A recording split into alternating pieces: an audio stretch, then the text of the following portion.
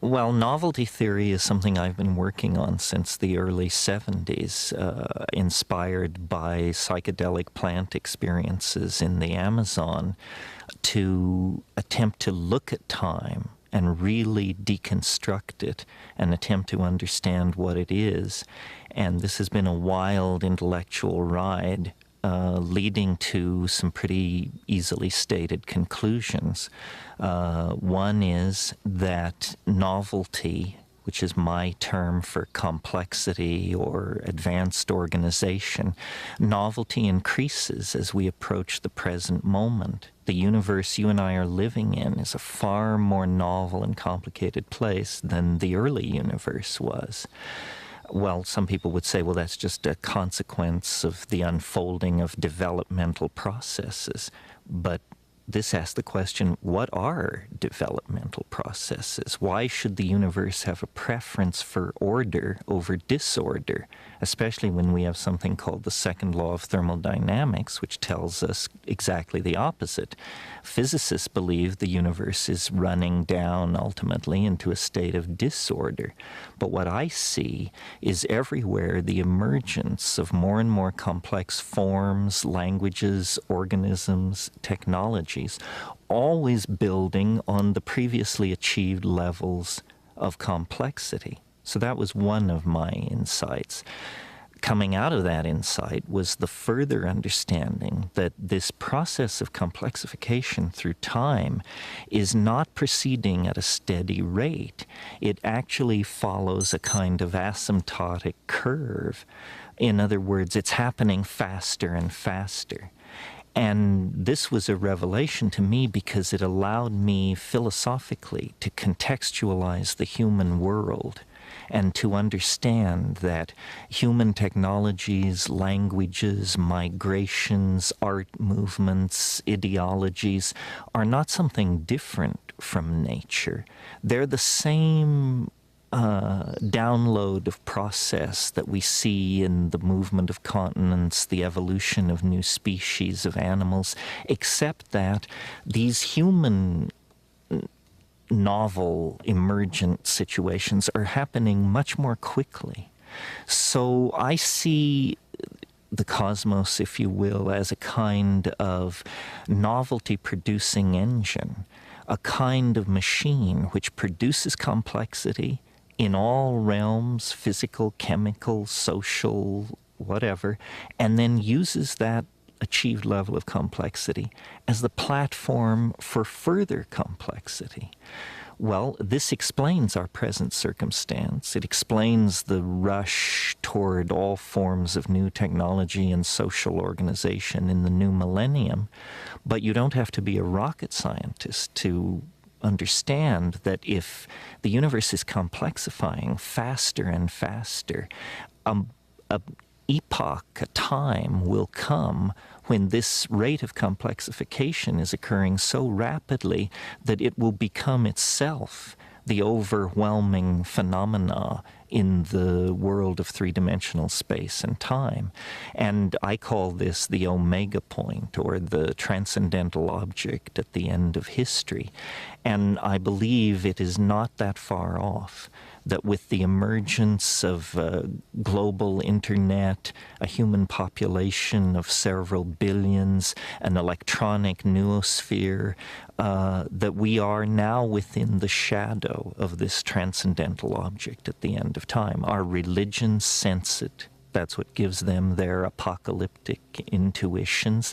And I think the ordinary man and woman in the street sense a kind of built-in acceleration to time itself.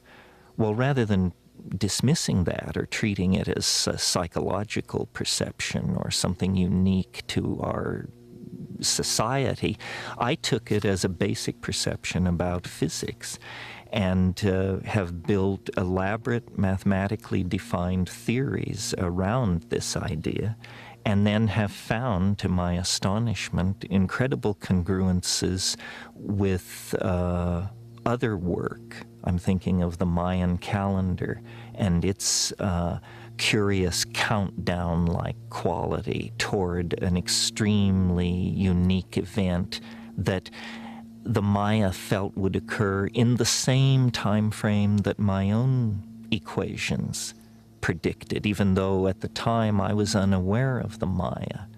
So what we have here is a new model of time based on a very real intuition that I think most people share, which is that time is speeding up, that human beings are part of that process, and that the culmination of that process is now within the ven of historical time. In other words, I believe it will happen in 2012, in December, coincident with the same events that the Maya placed at the end of their calendar. Even if I'm wrong, even if it's 100 years or 500 years later, these are still spans of time that, when compared to the life of the planet, are fractions of a percentage. So whether you believe, as I do, that we can know the precise moment of this transformation of the world of time, or whether you believe it is simply coming soon and fast, really doesn't make that much difference. We are all gathered here at the end game of developmental processes on this planet. We are about to become unrecognizable to ourselves as a species. Our technologies, our religions, our science has pushed us toward this for thousands of years without us awakening to what the denouement would be. Now we stand close enough to it that I think all but the most lumpen among us must feel the tug of the transcendental and the transformative. I am very perplexed when you say that time is speeding up. As far as I can tell, such things as crystal oscillators, things which keep time, clocks, the relationship of the Earth turning to the calendar, the full moon, all of the things which are symptoms of our passage through time, don't seem to be throwing themselves out of kilter. So what do you really mean about time speeding up? Well, let me answer in the form of a question. Which lasts longer, 1,000,000 years in which nothing happens, or 10 seconds with 50,000 events crammed into it? In other words, really time is only experienced by the events which occur within it. And I maintain that the early universe had very little going on, and consequently, time moved very, very slowly. The character of time as we approach the present is that there are more and more physical domains and energetic domains in which change can occur. For example, the early universe was a pure plasma, a pure swarm of unassociated electrons. You didn't even have atomic systems, let alone chemistry, molecular chemistry, life, complex speciated life, and dynamically balanced planetary ecosystems. Each one of those more complex phenomena crystallized out, or emerged, if you will, from the previous systems that had come into existence. So when I say time is speeding up, what I mean really is that more and more is happening. More and more is happening. And if you ask the question, well, what would be the ultimate state of connectivity or of happening? It's when all points are connected to all other points. Somehow this concept of connectivity is intimately linked to the concept of complexity. And so really what I'm saying is that the universe is getting its act together. It's connecting the dots. It's bringing everything into co-relationship with everything else. And somehow it does this through the production of consciousness. Consciousness is this integrative function in biology which takes data which may appear profoundly unrelated, and in fact brings it into some kind of a congruent relationship. We say an organism coordinates a point of view. Well, in a way, what's happening over time is that the universe is coordinating a point of view. And as it does this, it becomes somehow more aware, more self-conscious, more being-like and less thing-like. And as I said, this process is not proceeding at a steady pace. It's proceeding faster and faster. More connectivity occurs now in a calendar year than occurred in 1,000,000 years, 1,000,000,000 years ago. So somehow, as we approach the present, we find ourselves in an ever denser realm of activity, interrelationship, connectivity, and the result of this is more of the same, producing a shrinking globe, ever more immersive technologies, dissolution of political, social, gender, and class boundaries of all sorts. So that's what I mean when I say the universe is speeding up. You know, before the advent of man, of human beings, the fastest changes on this planet of any consequence were genetic changes in the genomes of plants and animals.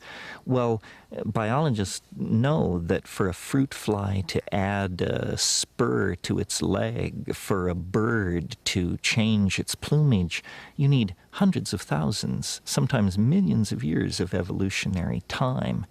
With the advent of human beings using spoken language, a new kind of possibility was born. It's called epigenetic change. In other words, change which is not about genes, but which is about languages, customs, behaviors of human beings. Epigenetic change reaches its dramatic culmination in speech, writing, and communication of all sorts. And so the carriers of epigenetic change, the human beings, are automatically then the carriers of accelerated novelty.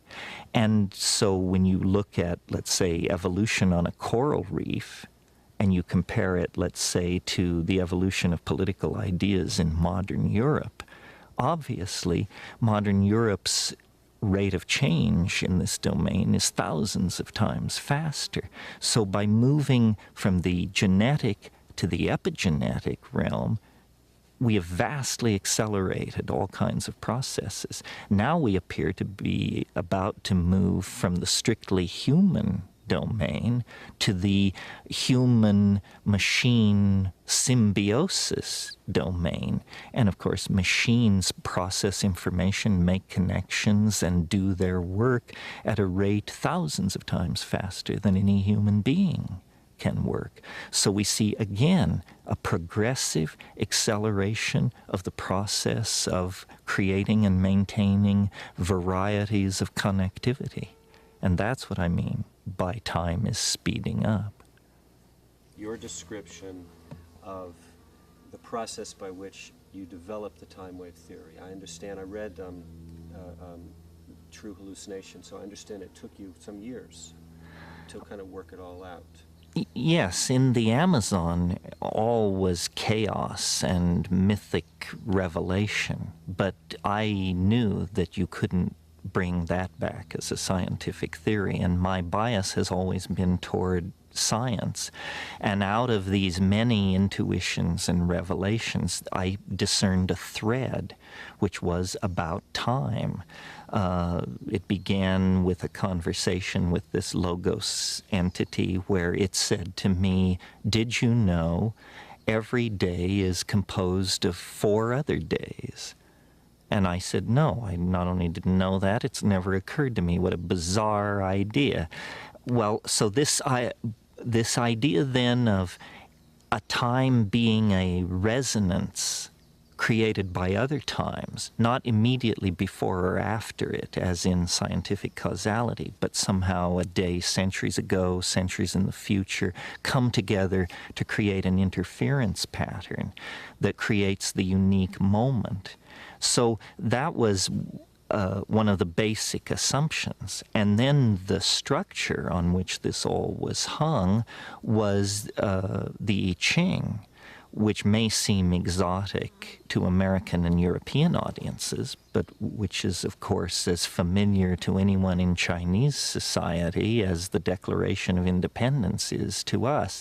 And what is the I Ching? Well, it's a very ancient method of divining and predicting the future, based on the idea that every moment can be symbolized by a unique ideogram, which is somehow its essence, much in the way that science believes you can explain all nature with 108 elements. The ancient Chinese took the position that time itself was made of elements. My style of thinking is scientific enough that if I were to say to somebody, I propose a revolution in physics based on what I know about an ancient Chinese divinatory system, that would seem foolish to me. It seems occult. It seems unscientific. Why should an ancient Chinese book of divination hold any insight whatsoever for modern physics? But the uncanny thing about the I Ching is that it seems to work. Even in the hands of its critics, it seems to work. So let me try out a metaphor on you, which I think makes much more clear what's going on here. Visualize for a moment sand dunes. And notice, when you look at these sand dunes in your mind, that they look like wind. Sand dunes look like wind in some sense. Well, then analyze the situation. What is wind?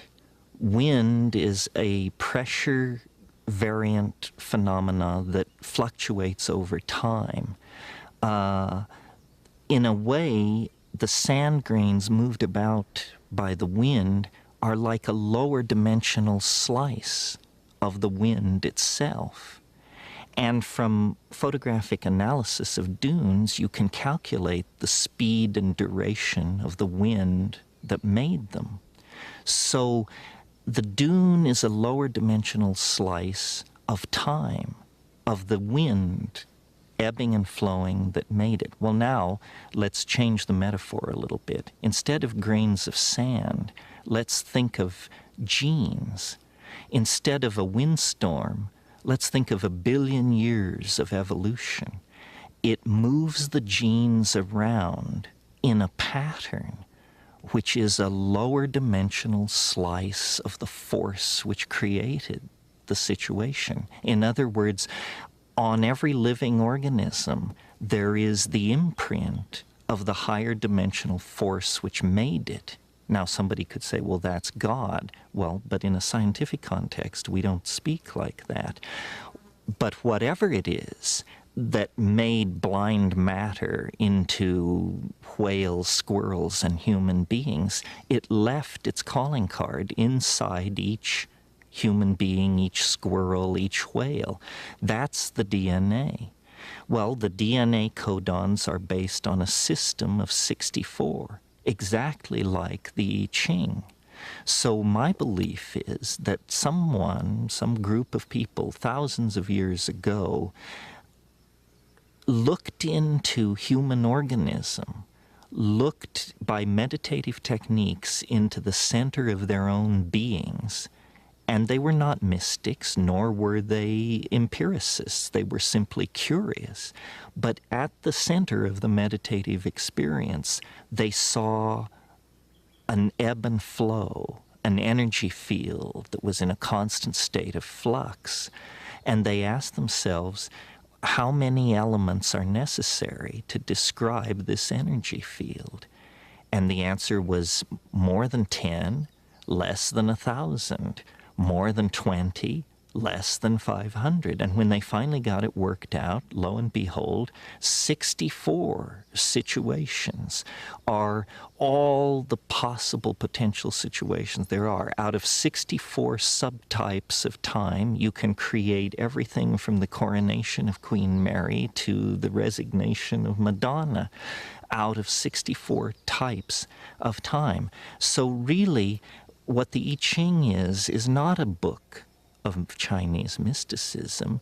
It's a book of molecular dynamics that sees through biology to the physics that allowed biology to come into existence. And I'll argue this with anybody in the field, regardless of how hardcore an empiricist they claim themselves to be, because I think the coincidence between the structure of the I Ching and the structure of the DNA is staggering. It's not a simple correspondence between 64 and 64. All the processes that occur in DNA can be easily modeled with the 6-line hexagrams that make up the I Ching. It's almost as though Western science was fascinated by energy. For 5,000 years we pursued understanding energy. And this process ends with thermonuclear explosions in the deserts of the American Southwest. We can light the fire that burns in the heart of the distant stars. We know how to do that. That's what the Western mind achieved, political issues aside. The Eastern mind was not interested in energy. It was interested in time. And they spent 5,000 years deconstructing it, looking at it. And you don't use atom smashers. You don't use enormous physical pressure. It's a different problem, and you bring different tools to bear. You meditate. You look inside yourself. You study the movement of water around pebbles. You consider the situation. You study history. In any case, the bottom line is, the people who pursued this understanding of time achieved as sophisticated a relationship to time as the Western relationship to matter expressed through our ability to trigger fusion and fission. So there's a great deal for us to learn in the West from these Oriental efforts to understand time, and it is not necessarily mystical. What I did was entirely mathematical. It's not transparent to a person who has not studied mathematics. But to a professional mathematician, it's utterly trivial. There's nothing occult about it. And I think true understanding can be communicated and formally described with mathematics. And that's what we have here. We're on the brink of a fusion of Western science with quote-unquote Eastern mysticism. Nothing mystical about it except that we call it mysticism. But the fusion of these two viewpoints is going to give us a complete understanding of the universe of space-time, matter, and energy. I want to go to this stuff about the strange attractor at the end of history. Right. I never ever, considered that notion that we are being pulled as opposed to simply just going on forever and ever. And that's for sure something that people are going to go, huh? Well, in the 19th century, if you spoke of nature having a purpose, you were thought to be anti-evolution. Because in the 19th century, there was great pain to eliminate anything like preformation or teleology or purpose or God, all these things that they were trying to eliminate from evolutionary theory. And until very recently in scientific thought, the idea has been that events are pushed by the causal necessity embedded in the events which preceded them. In other words, if you ask the question, what is the most important event in terms of, or moment in terms of shaping this moment, the answer would be the moment just before this moment, because it hands on the energy, the space, the time. Recently, mathematicians have evolved what they call the notion of attractors, or strange attractors in some cases. And these are processes where a dynamic is not pushed by causal necessity from behind, but it's pulled by a point in the future. You could almost say, for example, if you release a ball bearing up near the rim of a bowl, that its attractor is the bottom of the bowl. And the ball bearing will roll down to the bottom, then halfway up the side, then up the side in shorter and shorter cycles until it finally comes to rest in the exact bottom of the bowl. Well, from the point of view of the new mathematics, the bottom of the bowl is a basin of attraction, and the ball bearing has fallen under its influence. So I have always doubted that evolutionary theory without purpose, without teleology, could produce as complex a world as we see around us in as short a time, 5 billion years, as the life of the Earth. It seemed more as though these processes were not just wandering across a flat genetic landscape. They were the process of biological evolution was actually being channeled between high walls. In other words, it could move. It had some motion this way, some this, but its forward direction was inevitable. And this is the idea of an attractor. That what the universe is doing is it is under the sway of what I call the transcendental object at the end of time. And that is this domain of hyperconnectivity, that it would be perfect novelty. And all nature aspires for this state of perfect novelty. You could almost say that nature abhors habit, and so it seeks the novel by producing various kinds of phenomena at every level in biology, chemistry, and society. And so there really is a purpose to the universe. Its purpose is this state of hypercomplexification in which all of its points become related to each other, become what mathematicians call cotangent. And it gives the universe the feeling of being imbued with a caring presence. It makes it appear as though nature is tending toward something, and that it changes our own ethical and moral position in the universe. Because, you know, science tells us that we're the products of a cosmic accident. We're at the edge of an ordinary galaxy in an ordinary star system, and we're damn lucky to be here. And that's it. That's our place, a very existential notion of our place in the cosmos. But if you take this other point of view, that process is under the influence of an attractor, and that the value the attractor is maximizing is novelty, then suddenly, for the first time in 500 years, human beings are moved back to the center of the stage, because we are the most novel thing on this planet. We are everything biology is, plus technology, language, politics, philosophy, art, so forth and so on. So suddenly human beings become important, not mere cosmic witnesses to a meaningless cosmos, but the cutting edge of a cosmos that glories in order and is moving toward higher states of order. And at the present moment, we are the carriers. Once it was the volcanic processes that shaped this planet. Once it was the life of the early oceans. Once it was the great dinosaurs. But today, humanity represents the cutting edge of complexity and this process of moving toward complexification. So without invoking God or any sort of myth, you give meaning to human life. What is man's purpose? To advance and preserve novelty. You know, this is an ethical position. It means you don't replace rainforests with pastures. You don't censor books. You don't lean on people who make gender choices different from yours.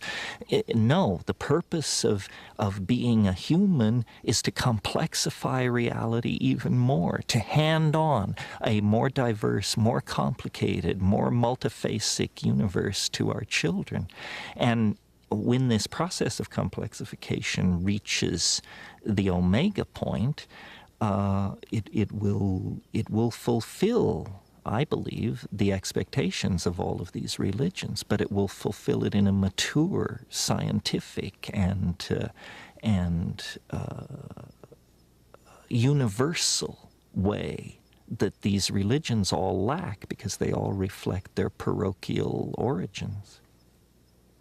It's certainly true. It's certainly true that we see a limited slice of reality. And your example from Flatland, yes, anything which moves as a gradient through time, we will not discern very carefully. I mean, for instance, this is why we have the science of economics, because it keeps track of the behavior of markets, which is something you can't see or feel, but which has become very important to human institutions. It's a fourth dimensional factor that we need to coordinate into our planning. So we've created an entire science to study the movement and behavior of markets. One of the things, I'm always trying to visualize what the concrescence would be like, even though I know that in principle it's probably not possible to imagine it. But several factors are on the horizon which I think can be brought together to sort of get a picture of what we're headed toward. One is, for some time now, we've been involved in building complex prostheses, which we call machines and computers. They are part of us. We don't perceive them as part of us because we identify with the flesh and exteriorize the fabricated metal. But in fact, they are a part of us as much as our political systems, our agriculture production systems, so forth and so on. So the animal body has reached the limits of its evolutionary abilities. A cheetah can run 75 miles an hour, an elephant can lift 3 tons, and so forth and so on. To go beyond those capacities of the animal body, you have to make a marriage with mechanical things. So we are extending ourselves through the machines. Well, one of the things that these machines do is they're time compressors. You know, you and I sitting here talking are operating at about 100 hertz. If we could be magically downloaded into a top-of-the-line computer, we would run at 800 megahertz. That means we could do 800 million more things in this moment than we can do when we're wearing flesh. So it may be that we will find a way to technologically stretch time, and this will become for us like a false eternity. You may have only 10 minutes left in your life, but it may be time enough to pack in all of human history from the fall of Rome to the present moment. So we are finding ways out of the three-dimensional Newtonian prison, which says, you know, life is narrow and confined and ends at the grave. And we're doing it by becoming information that is freed from material. And somehow this allows us to make this ascent to the next dimensional modality. Information is not time and space constrained the way we are. We talk about the difficulty of moving an object at the speed of light. Our entire planetary technology cannot achieve moving a marble at the speed of light. But we can move information at the speed of light. tetrabytes of it. We do this every day. So we see, we stand then like children at the edge of the ocean of information, and we're putting our feet in and wondering, could we swim in that? What would it be like to be wet in that? What would it be like to go into that new medium? A similar dilemma must have confronted the early amphibians as they stared at the land and said, could we leave the ocean? Could we go up into those places? Could we breathe air and actually make the transition to such a hostile and alienating environment as the land? And so these are major symmetry breaks. But in every case, the answer has been, you bet. And sooner or later, somebody did it, and then all succeeding generations have followed suit.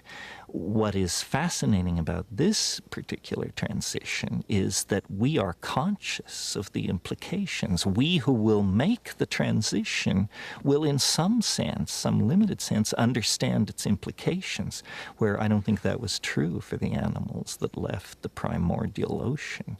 They simply were behaving blind instinct and evolutionarily dictated behaviors. But the degrees of freedom accessible to us are so multifarious that we can actually appreciate for the first time our circumstance. And our circumstance is awe-inspiring. I mean, we are about to take the step out of matter. The planet is on a collision course with the most profound event it's possible to imagine, the freeing of organic life from the chrysalis of matter. For 1 billion years there's been life on this planet, but never life that could step outside of matter. But this is obviously what's in the cards, and we are privileged to be central to that event. You just said we're moving beyond matter. I just can't imagine what you mean. Can you try to talk a little bit more about that? Well, first of all, I can't quite imagine what we mean either. I think this is the test, is to imagine what could that mean. Maybe the bridge concept is virtual reality. Obviously, we're on the brink of building computer-assisted worlds that don't, quote-unquote, really exist, but which we will experience the way we experience dreams or the imagination. And I think this is where psychedelic substances come in. Shamans have always entered into a non-physical realm of information through trance. In a way, there's nothing new here. This is part of the archaic revival. Well, I feel like, tasting the sacred earth. Will you still love me? Will you still feed me when I'm 64? Are we rolling here? I've forgotten the thread. What was it? Is it a human thing? Is it a unique, is this ascent into novelty a human thing? No, part of what I discern here, though we humans are always ready to suffer guilt and take blame for everything going on in the universe, I don't believe this is something we are doing. I think that we are as much corks tossed on the ocean of time as are hummingbirds and prairie dogs. In other words, an event of cosmic significance and importance is going to occur not far in the future. Are we causing it? No. Can we stop it? No. Can we hurry it? No. It's built in to the structure of matter itself. One way of thinking of this is that the laws of physics are evolving to permit greater freedom. And we are, and people have said to me, well, don't you find it a little strange that such a momentous event would occur in human history? After all, human history is 10,000 years wide. The planet is 5 billion years old. pretty unusual coincidence that human history would be happening when this cosmic event happens. No, that's completely wrong. Human history is being caused by the nearby presence of this event. In other words, if you think of the event as something which has shells of influence, some of its shells of influence reach so far back in time that they drag life out of the primitive oceans. Some of its shells of influence reach so far back in time that they define the emergence of the hominid line out of the higher primates. Some shells reach back to Egypt, some to medieval times. As you approach the present, it becomes stronger and stronger. But I would argue that the presence of human civilization on this planet is the strongest evidence we have that matter and organizational processes are about to make some kind of a leap to a new order of being. What history is the 25,000-year transition zone. Before you enter the zone, you're an animal. After you leave the zone, you're a god. But for 25,000 years, you're kind of an animal and kind of a god. And you're constantly being swamped by your animal nature, and then great teachers are appearing and dragging people back to the right line. And we are schizophrenic in history. A friend of mine once said, history is the shock wave which precedes the eschaton. And I absolutely believe that. And I believe as historical processes intensify, it's reasonable to believe that we are ever closer to the eschaton. If my ideas seem strange to someone, I ask them, can you imagine this planet in 500 years? Given the propagation of ordinary historical and scientific rates of unfoldment and discovery, can you imagine this planet in 1,000 years? No, no one can imagine that, because processes are now in play which so totally rewrite the script that no one can imagine 100 years or 200 years in the future, because the discoveries which will be made in that span of time will so totally rewrite the human experience of itself and the environment that we cannot see deep into the future. And this indicates to me that the future is exploding in an asymptotic unfoldment into a kind of cultural superspace. And our own bafflement at the impossibility of conceiving any real future given the political and social and technological forces in play is proof of that. Before we go farther, I'd like you to attempt to give me a definition of concrescence and eschaton. Well, let's go backward. Eschaton first. Eschaton is a good word out of theology. It simply means the last thing. The last thing is the eschaton, and it is everything become one thing. For theologians, it's God. For somebody of a more materialist bent, it might be something else. But the eschaton is the last thing. Eschatology is the study of the time of the last thing. Now, what was the other word? Concrescence. Concrescence. This is a little trickier concept. I took it from Alfred North Whitehead. Concrescence is the idea of something that grows together. It concresces. It becomes more dense, more connected, more defined in space and time. And when I talk about the transcendental object at the end of time, or the coming of the eschaton, or hyper-novelty, I mean that the process of the human and biological concrescence of intent reaches some kind of maximum. Concrescence is the end of the process of becoming. Becoming is not true being. True being exists at the concrescence. The kind of being we experience, becoming, is a partial state of being, much like history is a partial state of concrescence. History definitely places us outside the world of biological intent, the animal mind, but history does not bring us into the presence of the eschaton.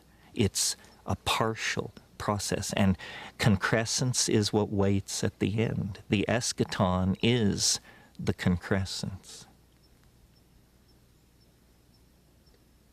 But we really can't have any way of knowing what that is, that experience of that is going to be like. No, and the reason why is because asking that question is like asking a man looking east at 2 a.m. to describe the coming sunrise. He can't, because it is literally over the event horizon of the future. And when we look into the future, we see that the east is streaked with rosy dawn, but we cannot conceive of the day that is about to come. All we can see is the dim glow of some kind of eschatological promise. Ask me this question in 2010, and I'll have a different answer. Back to this issue of physics and your description of the two things which are left out of their models. The way that you describe it is so self-evident and simple. The complexification, the further away that you get from the Big Bang, and the fact that everything is, the complexification is speeding up. Would you talk just a little bit about the relationship of those observations to the world of the physicist and their efforts to define reality, and why they're not using, including in their models, these aspects that you're pointing to? The main reason they aren't friendly toward a model... Main physics. Well, the main reason physicists are not friendly to a progressive concrescent model like this is because you would have to give credit to biology for being a stage higher than chemistry, and you would have to give credit to human history as a stage higher than biology. And physicists study physics. If you study physics, there is no biology. You don't have to deal with issues of biology when you study physics. I mean, there is something called biophysics, but it's not well received in physics or biology. So physicists tend to discount biology. Even though life on this planet is 4.83 billion years old, physicists just discount it. They call it an epiphenomenon. Well, then when you talk to sociologists, they give no credit to physics. Science has compartmentalized nature in order to analyze it, and there is no theory of nature as such. And that's really what I'm offering. I'm offering a theory which covers physics, chemistry, geology, biology, sociology, linguistics, the whole thing. In other words, not saying man is some special category, not saying that we need artificial divisions, but that over the entire domain of known phenomena, this tendency to complexify through time, A, and B, faster and faster, can be discerned. We need a theory of everything. Physics talks about theories of everything, but none of these theories of everything address biology, let alone sociology, linguistics, and the phenomenon of human beings. Well, the archaic revival. There is a way of looking at the entire 20th century, beginning with Pablo Picasso bringing masks back from Africa and showing them around in French cafes in 1915, beginning with Freud's discovery of the unconscious, and Jung's elaboration of those discoveries. And then every phenomenon of major importance that you care to mention in the 20th century: fascism, abstract expressionism, rock and roll, sexual permissiveness, psychedelic drug taking, rave culture, body piercing, jazz. The list is endless. What do all these things have in common? They are reversions to archaic behaviors. They represent rejections of the Edwardian gentleman with his white man's burden, and represent instead a realization that for us to survive and live with ourselves, we have to re-empower archaic values. As the century unfolded, the understanding of what this re-empowering of archaic values might mean has changed. Jung and Freud discovered the unconscious, discovered that we are not all ladies and gentlemen, but that there's a cannibal lurking within. Albert Hoffman's discovery of LSD demonstrated that that inner wilderness is accessible to most people through chemistry. Well, then still later, it was understood that the key ingredient in active shamanism is psychedelic plants, psychedelic experiences. And in a way, that closed the loop between the impulse toward the archaic and the impulses of modern science and modern medicine. The key is the psychedelic experience. That's what makes the shaman a shaman. That's what made the archaic in fact archaic. And so people like Freud and Jung and the surrealists and the Dadaists and the abstract expressionists, all of these people were very close to the mark. The shaman is the paradigmatic figure, and the psychedelic experience seems to be the anticipatory experience of this eschaton that we're headed toward. You know, when psychedelics were first being discussed, it was thought that they would prepare people for death. In a sense, they probably do. But in the same way that they prepare people for death, they prepare people for transformation. It gets you used to the idea that the world is not what it appears to be, and it gets you used to the idea that the world is somehow animate, intelligent, and proceeding along its own agenda. So in a way, shamans have always been anticipations of some future state of mankind.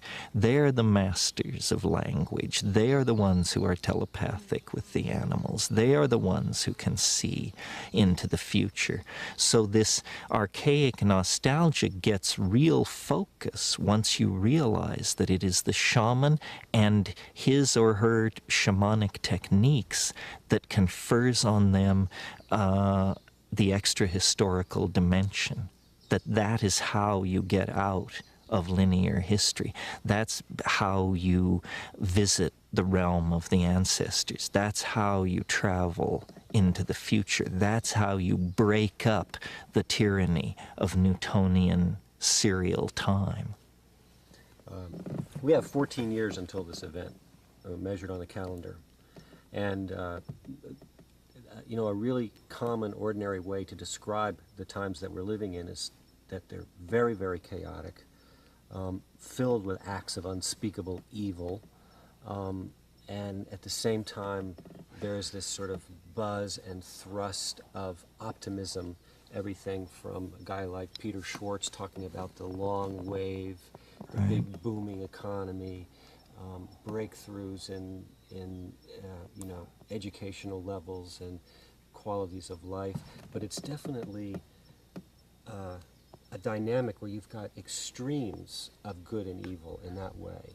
Would you talk a little bit about the relationship between that dynamic as we go forward and the novelty continues to climax? Well, novelty is not necessarily good or nice. Novelty is complex. That's what it is. And so I see really a concatenation of tendencies and forces here at the end. It's only going to get weirder. The level of contradiction is going to rise excruciatingly, even beyond the excruciating present levels of contradiction. So I think it's just going to get weirder and weirder and weirder, and finally it's going to be so weird that people are going to have to talk about how weird it is. And at that point, novelty theory can come out of the woods, because eventually people are going to say, what the hell is going on?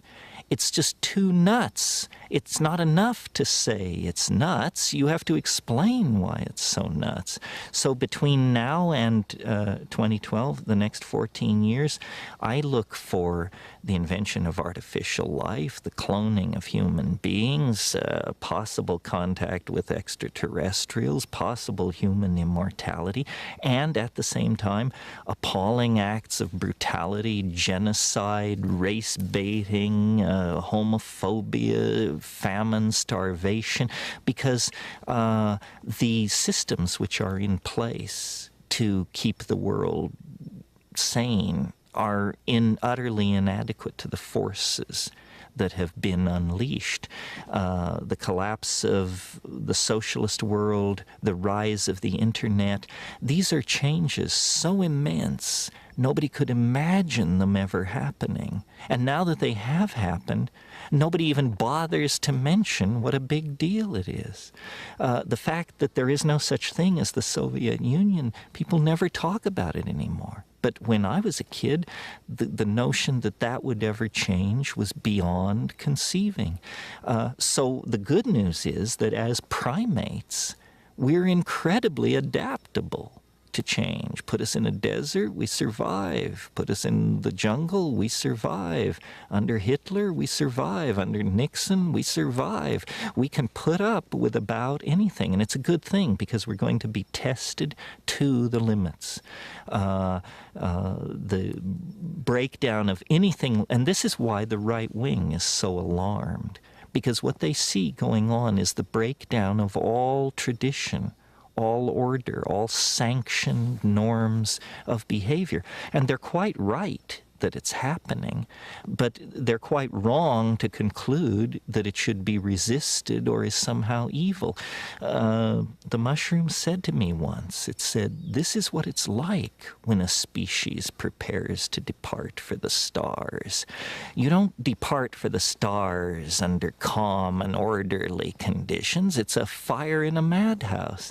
And that's what we have, the fire in the madhouse at the end of time. This is what it's like when a species prepares to move on to the next dimension.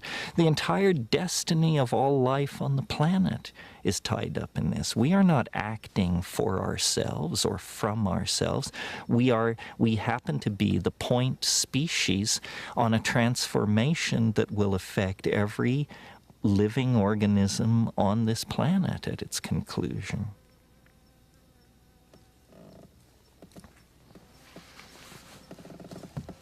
Pause for a second.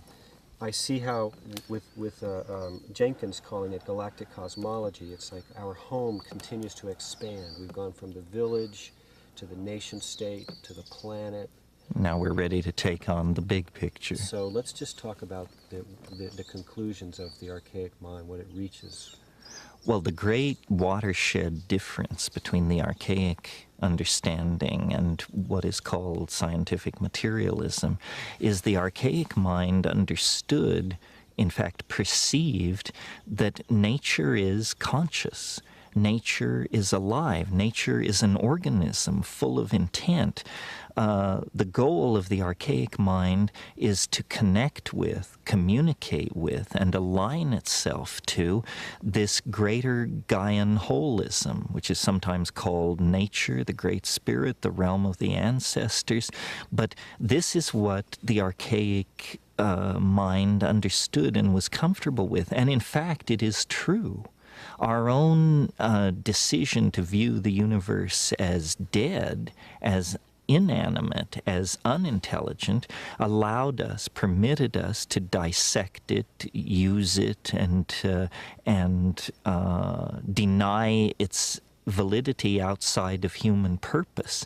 Now the consequences of living like that is coming back to haunt us. You know, we have almost destroyed our home. We have almost cut the earth from beneath our own feet. So this impulse toward the Gailanic and the archaic is a survival instinct. At this point, we must give reverence and credence to nature and nature's methods, because no other methods will allow us to work our way out of the present mess we're in. High temperature, high energy resource extraction, commodification, mega agriculture, we're at the end of the rope for these things. So the archaic holds answers, but it only holds answers if we are willing to think of the universe as a living, intelligent entity with which we are in partnership, not set against, but that in fact we are a part of a morphogenetic intent and an unfolding reality that is larger than human understanding. Imagine, larger than human understanding.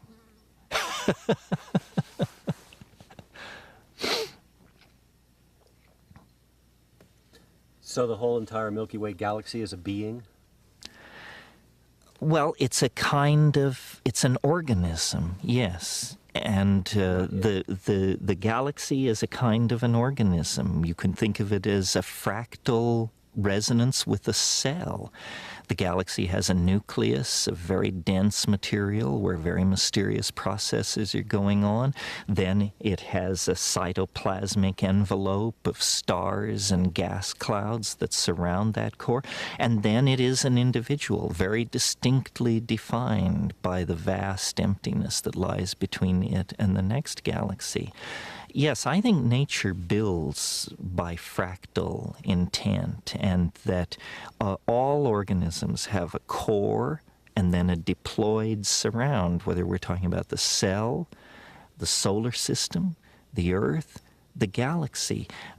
In the process of the conservation of novelty, structures are created with cores that are more complex than their outlying neighborhoods.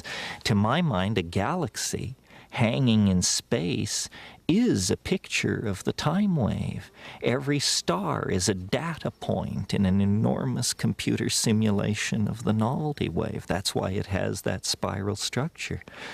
You know, scientists are very puzzled that the galaxies don't fly apart. They don't seem to have enough mass that their gravitation should hold them together.